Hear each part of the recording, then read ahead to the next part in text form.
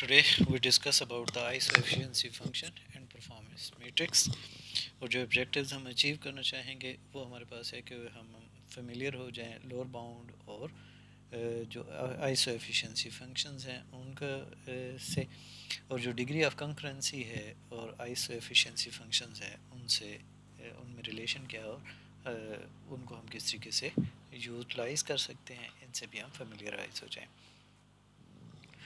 पहले हम देखते हैं कि cost optimality and the iso efficiency functions ये हमारे पास किस तरीके से काम कर रहे होते हैं।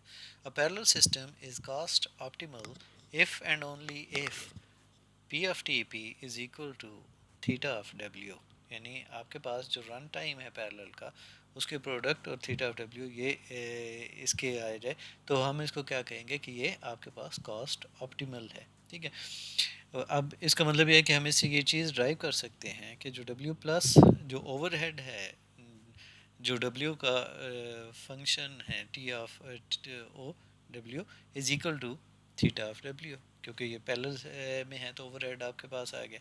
तो इसका मतलब ये हुआ कि जो ओवरहेड का फंक्शन है वो बेसिकली अपर बाउंड हो जाएगा W का। तो W हमारे पास क्या आ जाएगा, वो ओमेगा आपके पास आ जाता है ऑफ जो ओवरहेड है, जो आपके पास W और P का फंक्शन आपके पास आ जाता है। ठीक है, तो इसका मतलब ये है कि अगर आपके पास एक iso efficiency function F of of पी, वो अगर आप हमारे पास मौजूद है, if we have an iso efficiency function F of P, then it follows that the relation W is equal to omega of f of p must be satisfied to ensure the cost optimality of a parallel system as it is scaled up। ठीक है, तो इसका मतलब ये है कि जैसे ही हम जो कॉस्ट ऑप्टिमल जो सॉल्यूशंस हैं उनको जब हम मेंटेन करना चाहते हैं किसी भी पैरेलल सिस्टम्स के अंदर, तो उनको ये जो आपके पास इक्वेशन है बेसिकली इस को मेंटेन करना पड़ेगा, तभी जाके आपके पास वो जो सोल्यूशन आपके पास होएगा वो क्या होगा, कॉस्ट ऑप्टिमल आपके पास जो है वो पैरेलल सिस्टम आपके पास आएगा।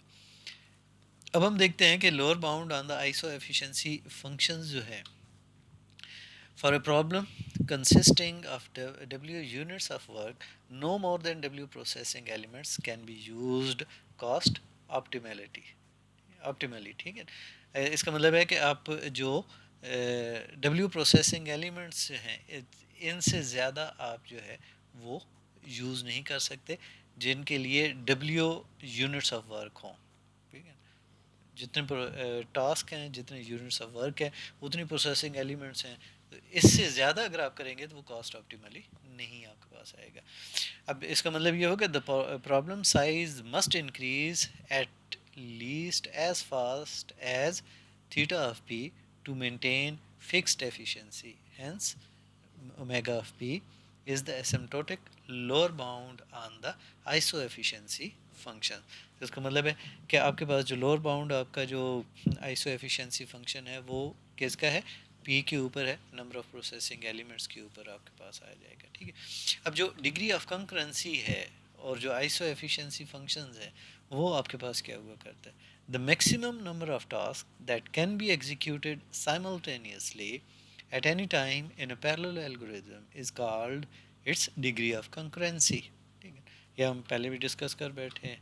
अब इसका मतलब ये हुआ कि इफ़ जो सी ऑफ कंकरेंसी जो है, C of W is the degree of concurrency of a parallel algorithm, then for a problem of size w, no more than C of w processing elements can be employed effectively।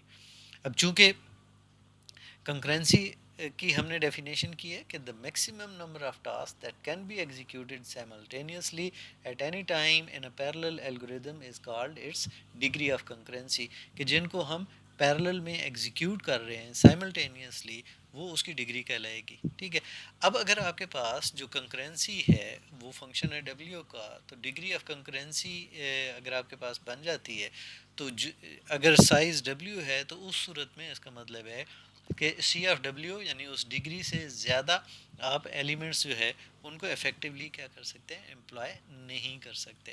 ठीक है, अब suppose कर लें कि हमारे पास जो है हम एक सिस्टम है एन इक्वेशंस का, उनको एन वेरिएबल्स के साथ यूज़ कर रहे हैं बाय यूजिंग गॉसियन एलिमिनेशन है। तो वर्क साइज जो है वो बाउंड है किसका, थीटा ऑफ एन क्यूब आपके पास आ जाता है। ठीक, अब जो n वेरिएबल्स हैं must be eliminated one after the other, and eliminating each variable requires theta of n square computations. यानी हर एक को एलिमिनेट करने के लिए वो ये कंप्यूटेशंस जो है एसिम्प्टोटिकली वो हमें चाहिए होती हैं।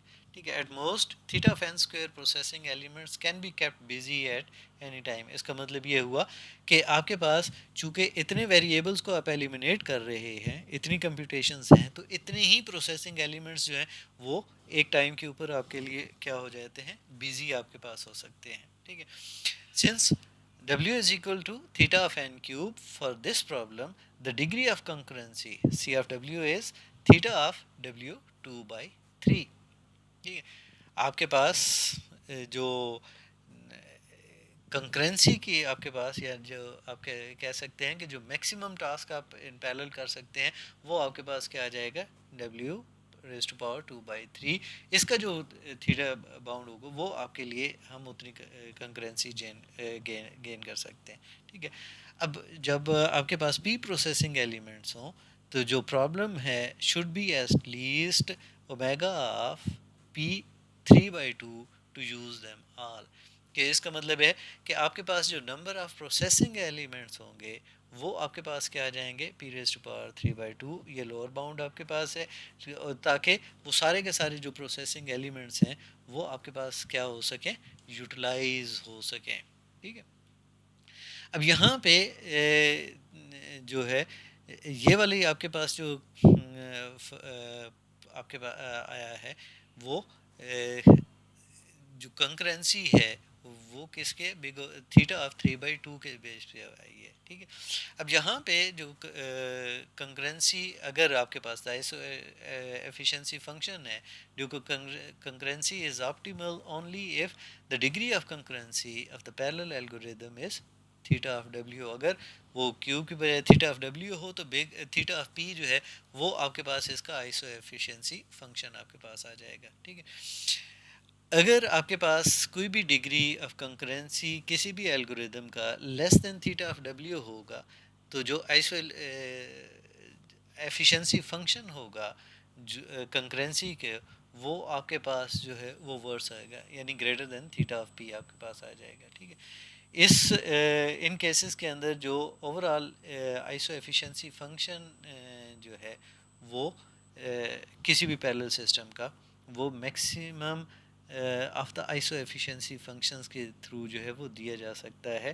ठीक है, आपकी उसकी कंकरेंसी कम्युनिकेशन और दूसरे ओवरहेड्स की बेस के ऊपर जो है वो हम बात कर सकते हैं। ठीक है, अब यहाँ पे ऑफ्टन वी आर नॉर्मली जब हम इस कंकरेंसी की या optimal cost optimal execution time की बात कर रहे होते हैं तो उस सूरत में हम जो इंटरेस्टेड हुआ करते हैं वो मिनिमम टाइम जो है उसके अंदर सोल्यूशन को ऑब्टेन करने के अंदर हमारा इंटरेस्ट होता है कि आपके पास वो टाइम कम से कम लगे हमें अपना जो गोल है उसको अचीव करने के लिए।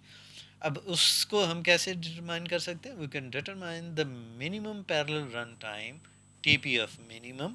ठीक है, जो मिनिमम पैरेलल टाइम है वो किसकी है, फॉर ए गिवन डब्ल्यू यानी जो वर्क साइज है, by differentiating the expression for TP with respect to P and equating it to zero. ठीक है, इसका मतलब है कि आपने जो डिफरेंशियल किया है D by D P of T P is equal to zero, हमने इसको कैलकुलेट करना है। ठीक है, if P not is the value of P as determined by this equation, T जो पैरेलल टाइम है of P not is the minimum parallel time. यानी अब अगर आप इसमें से ये जो वैल्यू हमने कैलकुलेट की है ये अगर आपके पास पी नॉट है तो इसका मतलब है कि जो मिनिमम पैरेलल टाइम आएगा वो आपके लिए क्या आ जाएगा, पी नॉट वाला आपके पास आएगा। ठीक है, अब जो मिनिमम एग्जीक्यूशन टाइम है, उसमें अगर आप देखें तो consider the minimum execution time for adding N numbers, जो हमने पहले किया था। तो जो पैरेलल टाइम है वो आपके पास क्या है, N by P plus two log of P is equal to zero. अभी हमने ये जो प्रीवियस अभी हमने देखा था कि अगर हम उसको ज़ीरो के इक्वलेंट कंसिडर करें। अब इसका मतलब ये है कि आपके पास जो डेरिवेटिव्स हैं with respect to P to zero, we have P is equal to N by two. तो जो पैरेलल टाइम आएगा मिनिमम, वो क्या आ जाएगा, वो टू लॉग ऑफ एन आपके पास आ जाएगा। ठीक है। अब यहाँ पे इसको हम वो वेरीफाई भी कर सकते हैं कि ये मिनिमम है। क्यों? क्योंकि जो सेकंड डेरिवेटिव है वो आपके पास पॉजिटिव है। ठीक है। अब इसमें ये चीज़ नोट करने की ज़रूरत हुआ करती है कि वो ये जो आपके पास फार्मूलेशन है ये कॉस्ट ऑप्टिमल नहीं है। ठीक है। अब जो कॉस्ट ऑप्टिमल जो पैरेलल टाइम है मिनिमम, उसको हम कैसे कैलकुलेट कर सकते हैं कि सपोज कर लें कि जो पैरेलल टाइम है जो कॉस्ट ऑप्टिमल है, be the minimum cost optimal parallel time. ठीक है। If the iso efficiency function of a parallel system is theta of F of P, यानी इसका अगर आपके पास फंक्शन है, then a problem of size W can be solve cost optimally if and only if W is equal to lower bound omega F of P आपके पास। ठीक है। इसका मतलब है कि दूसरे अल्फाज में हम क्या कह सकते हैं कि फॉर कॉस्ट ऑप्टिमली पी जो है उसको किसके इक्वल होना चाहिए, big O of inverse function of W आपके पास होना चाहिए। या आपके पास कॉस्ट ऑप्टिमल सिस्टम जो है उसके अंदर जो टी ऑफ पी है, जो पैरेलल टाइम जो है वो आपके पास इसका फंक्शन आपके पास होना चाहिए थीटा ऑफ जो डब्ल्यू बाई पी है। इसका मतलब ये हुआ कि जो आपके पास टोटल ये जो पैरेलल आपके पास है, पैरेलल टाइम है कॉस्ट ऑप्टिमल, वो आपके पास क्या आ जाएगा, omega of W divided by F inverse of W आपके पास आ जाएगा। ठीक है। अब जब आप minimum cost optimal parallel time की एग्जांपल देखते हैं तो उसके में हमारे पास है कि जो प्रॉब्लम हमने डिस्कस की थी एन एडिंग एन नंबर्स की, उसमें जो iso efficiency function F of of P of this parallel system is theta of P log of P. ये हमने प्रीवियसली डिस्कस किया था। अब इस से हम ये ड्राइव करते हैं कि आपके पास पी जो है वो approximately N divided by log of N के इक्वलेंट आ जाता है। ठीक है। अब एट दिस प्रोसेसर काउंट, यानी ये जो पी है आपके पास जो प्रोसेसर काउंट है, जो पैरेलल रन टाइम आप गेन करते हैं वो आपके पास जो ऑप्टिमल आपके पास का cost optimal parallel run time है वो log of N plus log of N divided by log of N है। या अगर हम इसको सॉल्व करें तो टू लॉग ऑफ एन आपके पास बन जाता है। ठीक है। अब इसका मतलब ये हुआ कि जो आपके पास पैरेलल रन टाइम जो मिनिमम है और जो कॉस्ट ऑप्टिमल पैरेलल टाइम है for adding n numbers are theta of log of n. This may not always be the case, ये हर सूरत में हर केस में ये नहीं आएगा, लेकिन यहाँ पे बेसिकली आपके पास क्या आ जाएगा, दोनों का आपके पास यानी कॉस्ट ऑप्टिमल और जो मिनिमम पैरेलल रन टाइम है वो दोनों के दोनों आपके पास क्या आ जाएंगे, theta of log of N इस केस के अंदर आपके पास आ रहे हैं। ठीक है। अब जब हम इस की बात करते हैं इन पैरेलल प्रोग्राम्स की एसिम्प्टोटिक एनालिसिस के साथ, तो उस सूरत में हम प्रॉब्लम्स को जो sorting list of N numbers थी उसको अगर हम कंसिडर करें तो जो fastest serial programs for this problems run in time theta of N log of N है। अब हम कंसिडर करते हैं कि आपके पास जो बाकी चार पैरेलल एल्गोरिदम्स हैं जिनको हम नाम दे देते हैं K1 A2 A3 and N4, ये फोर हमारे पास पैरेलल एल्गोरिदम्स हैं। ठीक है। अब इनका जो कंपैरिजन है अब four different algorithms for sorting a given list of numbers, अब उसमें टेबल जो है यहाँ पे आपके पास क्या शो कर रहा है, पी है, पैरेलल टाइम है, एस है, आपके पास स्पीड अप है, एफिशिएंसी है और पी टी एफ पी है आपके पास। ठीक है। इसका मतलब है कि इस टेबल के अंदर आपके पास नंबर ऑफ़ प्रोसेसिंग एलिमेंट्स हैं, पैरेलल रन टाइम है, आपके पास स्पीड अप है, एफिशिएंसी है and P T F P की जो प्रोडक्ट है वो हमने कैलकुलेट की है। अगर आप देखें तो उस सूरत में A1 जो है वो n स्क्वायर है, प्रोसेसिंग के हवाले से ना log n है, A3 n है, और A4 जो है वो स्क्वायर रूट ऑफ n है। आपके पास ये तमाम की तमाम वैल्यूज़ आपके पास जो है इस टेबल के अंदर दी हुई हैं, ठीक है। अब इनकी बेस के ऊपर हम ये ड्राइव करते हैं कि आपके पास if the metric is speed, algorithm A1 is the best followed by A3, A4 and A2 in order of increasing TP। यानी अगर हम यहाँ पे अगर स्पीड की बेस के ऊपर कर रहे हैं तो उस सूरत में आपके पास जो एल्गोरिदम A1 है वो आपको तब बाकी तमाम को क्या कर रहा है, आउट परफॉर्म कर रहा है, और बाकियों के मुकाबले में, ठीक है। अब अगर आप जो मीट्रिक है वो चेंज करते हैं, ठीक है, एफिशिएंसी की फॉर्म में आते हैं, तो उस सूरत में A2 and A4 are the best followed by A3 and A1। यानी जब हम बात कर रहे हैं किस सूरत में, एफिशिएंसी के फॉर्म में।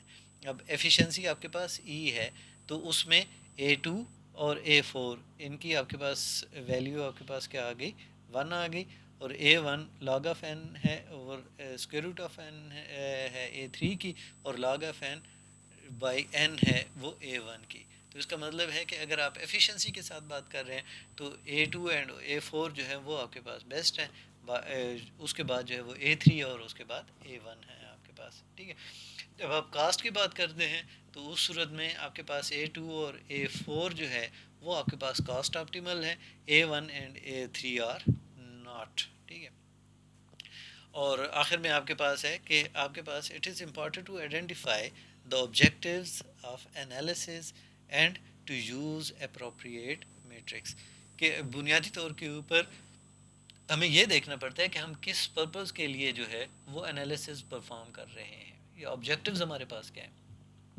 हम एफिशिएंसी को कर रहे हैं, हम स्पीड को कर रहे हैं, हम कास्ट को कर रहे हैं, कौन से फैक्टर्स हैं जिनको हमने कंसिडर करना है, और उसकी बेस के ऊपर फिर हमने जो मैट्रिक्स हैं बुनियादी तौर के ऊपर उनको हमने सेलेक्ट करते हुए और उनकी बेस के ऊपर ही सारे का सारा एनालिसिस जो है वो परफॉर्म करना होता है। अगर आप किसी रॉन्ग मैट्रिक्स के बेस के ऊपर कैलकुलेट कर रहे होंगे तो उस सूरत में आपका जो सलूशन होगा वो आपकी तवक्कुआत के हिसाब से परफॉर्म नहीं कर रहा होगा, क्योंकि आपने वैल्यूज़ ही रॉन्गली कैलकुलेट की हुई